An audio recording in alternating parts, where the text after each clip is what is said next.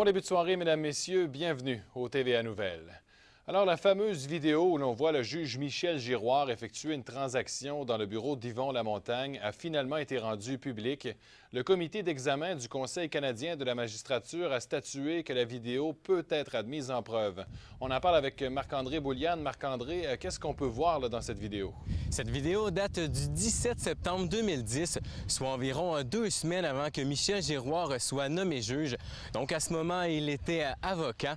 Et vous voyez présentement dans la vidéo qui provient du Super Club Vidéotron de Val-d'Or, où Yvon Lamontagne avait fait installer des caméras de surveillance. On y voit clairement Maître Giroir avec Yvon Lamontagne, l'un des dirigeants visés par l'opération Écrevisse. Michel Giroir glisse ce qui semble être de l'argent sur le bureau d'Yvon Lamontagne. En retour, Lamontagne lui remet ce qui semble être un petit sachet. Ce sont ces images que les avocats du magistrat ont tenté de rendre inadmissibles en preuve. Ils invoquaient le droit à la vie privée ainsi qu'au secret professionnel. Marc-André, Yvon Lamontagne qui a été interrogé sur sa relation avec son avocat de l'époque, Maître Giroir. Exactement. Il a notamment été interrogé par la procureure indépendante Marie Cossette, à savoir si Michel Giroir était un ami. Yvon Lamontagne a plutôt affirmé qu'il avait été son avocat, puis son conseiller.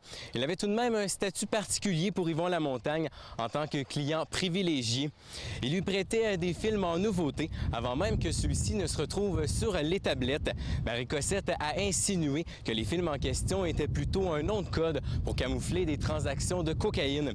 L'enquête sur le juge Giroir s'est poursuivie ce matin à Québec. Un délateur comparaissait. Il a affirmé avoir payé les services du juge Michel Giroir alors qu'il était avocat avec de la cocaïne. Cet après-midi, il y avait un débat sur l'admissibilité d'un témoignage d'un policier à titre d'expert. Et donc, les audiences du Conseil canadien de la magistrature se poursuivent jusqu'au 15 mai. Merci, Marc-André. Je vous en prie.